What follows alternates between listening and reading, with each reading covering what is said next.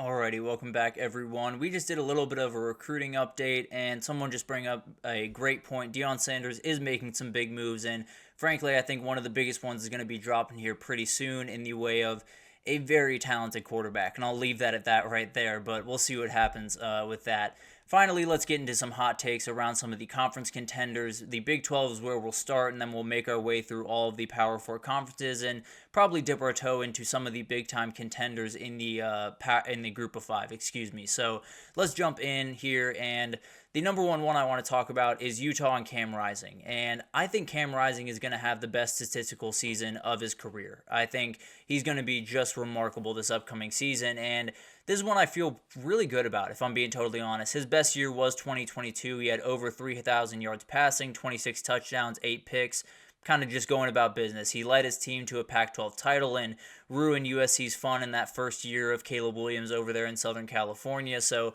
it was a fantastic year for him.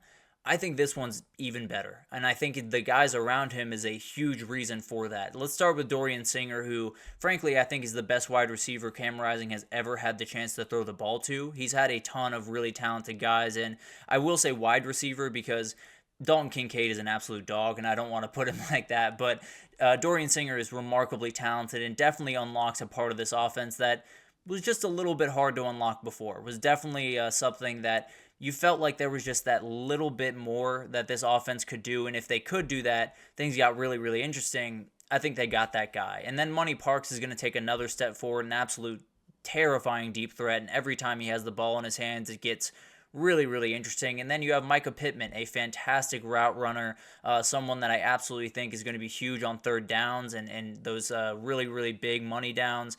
And then you have Tayshawn Lyons, was a huge portal pickup, a ton of really, really good things going into 2023. Brent Kuthi, the guy on that screen, is coming back after what was a rough 2023 for him as well. So him and Cam Rising were kind of on the same page last year. Hopefully they're on the same page this year, and they'll definitely be able to really make some noise with the just ridiculous amount of guys that they have. And then you add on to that I think Utah could absolutely roll through this Big 12 schedule, go to the Big 12 title, win it, and then be a top 4 seed in the college football playoff. I think that would be comfortably Cam Rising's best year, and I think he would ride off into the sunset with that. So I'm expecting a ton from Cam Rising this year, and a lot of things are in place for him to do that, that's for sure. Let's move on to Kansas State, and let's talk about Avery Johnson.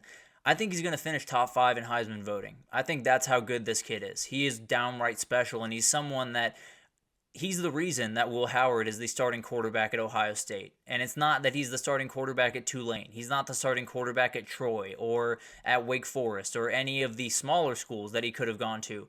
He's the starting quarterback as maybe the team that you favor to win the title most. And the reason is that guy is on this team. Avery Johnson is that different. He is absolutely insane, and he played in limited time a year ago, but 5 passing touchdowns, 0 picks, 296 yards on the ground, 7 scores. Obviously did not have the best completion percentage. That's obviously the place that he needs to take the biggest step forward, but he's got plenty of arm. He's got plenty of ability to push the ball down the field, and it sounds like him and Matt Wells are on the exact same page since he's shown up on campus, Matt Wells being the new OC.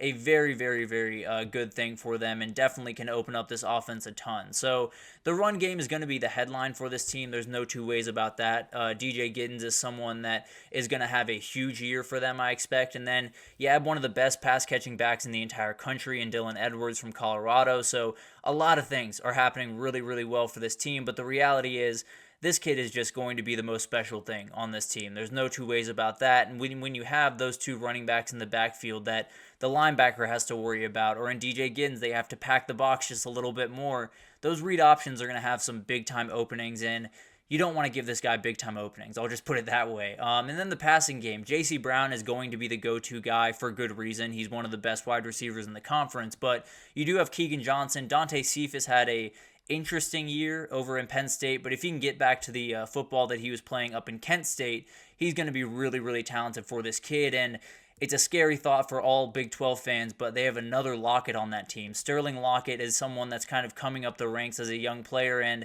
the last time around, Tyler Lockett was an absolute menace across the Big 12. So definitely will be really, really interesting. I wish I could say he could be a Heisman finalist, but when I look across the SEC and the Big 10, and I see the number of quarterbacks in particular that I think are going to put up ridiculous numbers and maybe have a better record and be in the better conference hypothetically than Avery Johnson, I tend to believe he's just going to miss out, but he's going to be really in that conversation, and frankly, I would love to see him in New York at the end of the year. But let's move on to Kansas, and it's all about Devin Neal for me. I think this guy is going to lead the conference in rushing yards, and that one's a little bit out there. That's definitely maybe the hottest one on here, if I'm being totally honest, but I think he's one of those guys that's just due for a big-time breakout season. He's only been getting better throughout his time at Kansas, was about 1,200 yards rushing a year ago. Now that puts him comfortably behind Ollie Gordon, who is about at 1,700, and Taj Brooks, who is about 1,500. So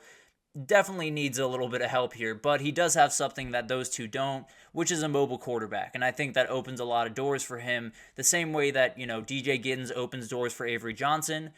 It's going to be the same thing, but just inverse. I think Jalen Daniels is going to open doors for Devin Neal in this run game. And then you have Daniel Highshaw, obviously, is going to help out a lot here, going to be that kind of change of pace back, maybe more of a third down back type guy. But I don't think he's going to get the bulk of the carries. And frankly, I think it's going to be a little bit even more towards Devin Neal this upcoming year. So I think that's kind of the big thing here. You have Jalen Daniels. If he is healthy, that's huge for this team because it opens up so many things in this passing game that you just didn't have late last season and late in the past couple of seasons with Jason Bean under center.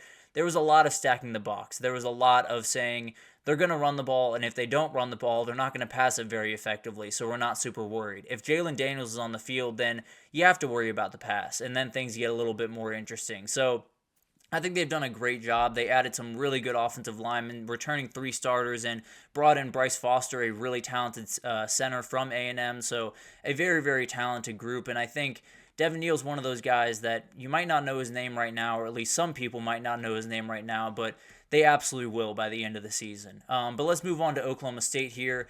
Alan Bowman is someone that's really interesting this year and maybe one of the most important players in the entire conference this upcoming year. But he's someone that really dodged a lot of bullets a year ago. He went 15 touchdowns, 14 picks a year ago, and that is crazy to think that that was a team that made the Big 12 title game, but he threw a pick in at least 9 of the 14 games that Oklahoma State played.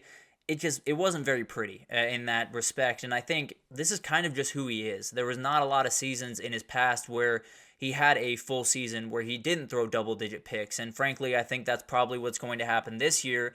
And I think it's just going to catch up to him this time around. I think there's going to be too many games that last year they were able to escape from where he just either didn't throw a touchdown pass or didn't do much of anything, honestly, and they were just able to ride Ollie Gordon.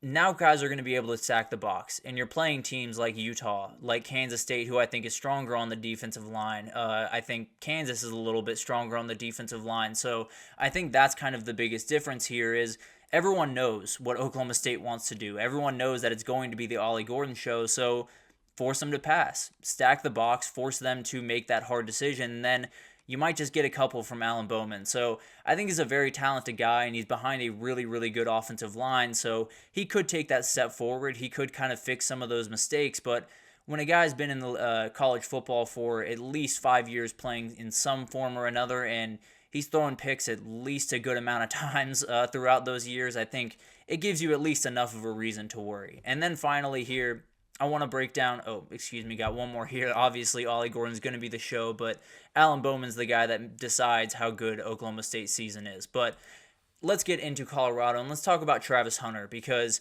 a very talented kid. There's no two ways about that. Frankly, one of the best pure football players in the entire country. You could easily make the argument that he is the best pure football player in the country.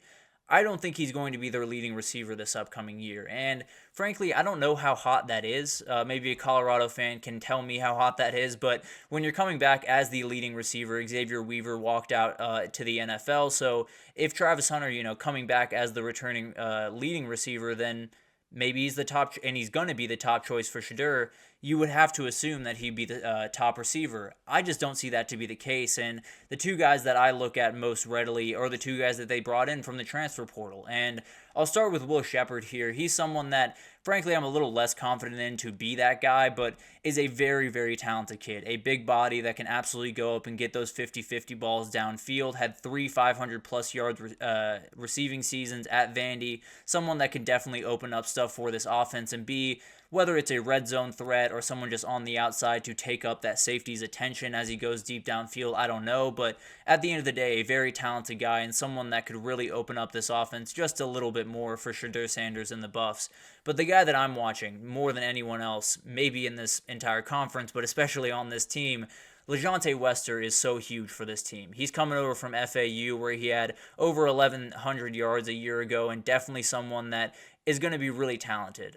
He is a yak beast. Yards after catch, he just absolutely dominates. He's so incredible with the ball in his hands. And I think, frankly, if Colorado's going to do the things that they want to do this upcoming season, I think this has to be the case. I think Travis Hunter can't be the leading receiver because then you're asking to be the leading receiver and be the top guy on defense, and that's just too much to ask of one guy, even if that guy is a outright superhuman like Travis Hunter is.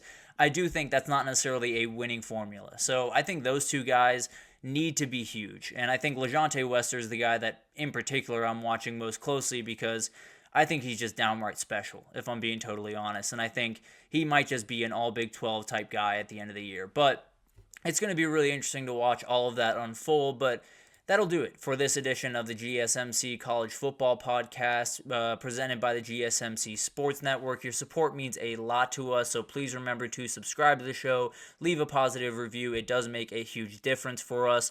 Also, follow us on Facebook, Twitter, TikTok, Instagram, all of the social pages for all of the content and updates you could possibly need. We just have incredible people covering every single sport, and it's going to be awesome to watch. There's no two ways about that.